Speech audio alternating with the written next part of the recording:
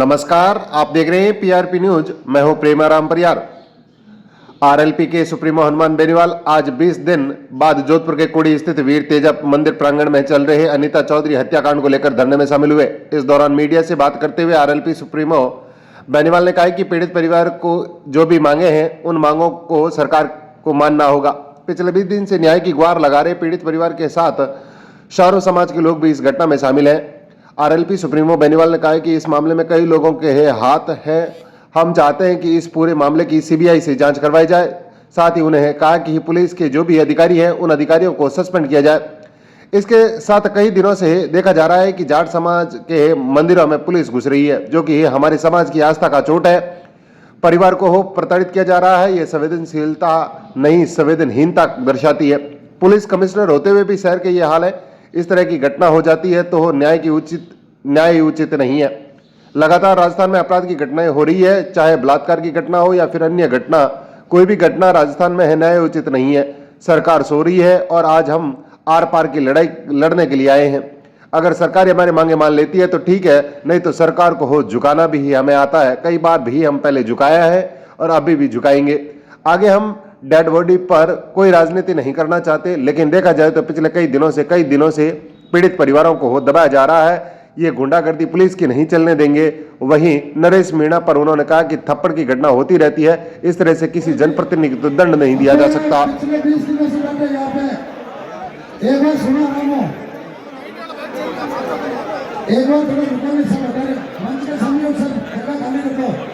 अनीता जी को न्याय कौन निर्माण करता है?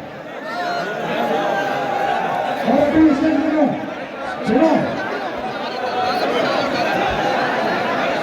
एक बार आराम से बैठ जाओ सब, और जिनमें खड़े रहना वो पीछे चले जाओ।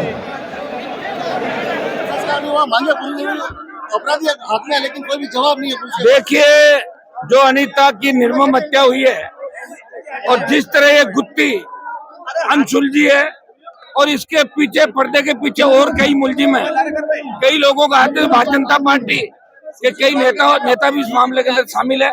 हम चाहते हैं कि पूरे मामले की सीबीआई जांच, उसके बाद पीड़ित परिवार को जो मुआवजा अन्य जो मांगे हैं, और दूसरा डीसीपी, एसीपी और थाना अधिकारी इनके सस्पेंशन और एपीओ करने की मांग लगातार पीड़ित परिवार लंबे समय से कर रहा है।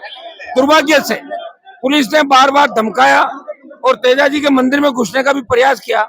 मैंने वहां डांट मारी इन लोगों को। मैंने कहा मंदिर के अगर अंदर घुस गए तो ठीक नहीं रहेगा, लेकिन परिवार को बहुत प्रताड़ित किया। न्याय दिलाने की बजाय इसी परिवार को कोस रहे तुम्हारी गलती है, और ये संवेदनशीलता नहीं, संवेदनहीनता है। और दुर्भाग्य से पुलिस कमिश्नर यहाँ बैठे हैं, वो भी किसान के बैठे हैं, लेकिन दुर्भाग्य से इस बात को नहीं समझ पाए। और राजस्थान की गूंगी बेरी सरकार 7 उपचुनाव जीतने में लगी थी, उसे न तो अनीता की परवाह थी, न उन तमाम जो पीड़ित है राजस्थान के अंदर, जो 1 महीने के अंदर अपराध राजस्थान में, चाहे बलात्कारी घटनाएं हुई, चाहे मर्डर हुए, चाहे दूसरी घटनाएं, न तो भजनलाल को कोई मतलब, न इनकी मिनिस्ट्री को कोई मतलब, न ब्यूरोक्रेसी को। जनता को मरने के लिए छोड़ दिया। आज हम यहाँ आए हैं, ये आर पार की लड़ाई का ऐलान है। या तो सरकार हमारी मांगे मान लेगी, नहीं तो सड़कों पे सरकार से हम निपटेंगे। और सरकार को झुकाना भी जानते, कई बार झुकाया और झुकाएंगे।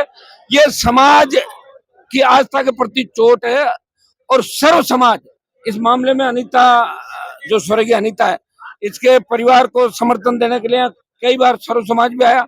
ये जाति का मामला नहीं है, ये पीछे मुलजिम कौन है।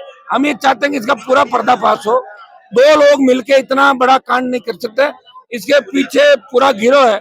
और कहाँ अनीता और इसके परिवार के पास उनके कहीं सबूत, ये ऑडियो वीडियो जो आ रहे हैं, इससे निश्चित रूप से इनके पति के पास जो सबूत है, इनको अगर लेके हम करेंगे तो इसमें देश और प्रदेश की राजनीति के अंदर भूचाल आ जाएगा। कई ऐसे चेहरे बेनकाब होंगे जो अपने आप को बहुत ही सत्यवादी कहते हैं, वो इस मामले के अंदर नप जाएंगे। सीबीआई जांच से ही इस मामले का खुलासा होगा। हम परिजनों से बात कर रहे हैं, इनकी जो भी मांगे, चुनाव के दौरान परिजन मेरे पास आए थे, मैंने छोटे भाई को भी यहाँ भेजा था, पूरी आरएलपी पार्टी इनके साथ बैठी थी। हम ये चाहते हैं कि इनको न्याय मिले।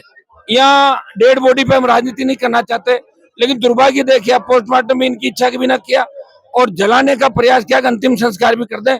ये गुंडागर्दी पुलिस की हम नहीं चलने देंगे। और इसमें हमारा समाज नहीं, राजस्थान का सर्व समाज साथ है। आवश्यकता पड़ी तो 2 लाख लोगों की रैली भी जोधपुर के अंदर करेंगे और तमाम राजस्थान को जाम करके और अनीता के परिवार को 100% न्याय दिलाएंगे। मैं आ गया हूं, अब किसी तरह की चिंता की आवश्यकता नहीं। मैं धन्यवाद दूंगा इनके पति पुत्र को कि किन परिस्थितियों के अंदर भाई संपत और इनकी पूरी टीम हमारे समाज की जो है बैठी है। ये पहले दिन से बैठे, एम से इनको खदेड़ दिया, धक्के देके निकाला, दूसरी जगह जहाँ बैठे थे वहां से भी पुलिस ने जबरन इनको निकाला। और अब मंदिर जो हमारी आस्था का प्रतीक है वहां भी पुलिस ने घुसने का प्रयास किया, जो कतई उचित नहीं है। इसके अंदर हम सरकार से आर पार की लड़ाई के मूड के अंदर है। या तो सरकार हमारी सारी मांगे माने, दोषी पुलिस कर्मी और जो लोग हैं उनको यहाँ से तत्काल हटाएं, सस्पेंड करें, और परिजनों की सारी मांगे माने, नहीं तो सरकार की ईंट से ईंट बजा देंगे राजस्थान के अंदर। और ये तय है, ये जलजला आप देख रहे हो, ये जो जलजला आया अगर ये सड़क पे निकल गए तो आपको पता क्या होने वाला। सर एसआई भर्ती को लेकर क्या कहेंगे? एसआई भर्ती रद्द करने की मांग शुरू से मैं लगातार कर रहा हूं और मैं चाहता हूं कि एसआई भर्ती रद्द हो।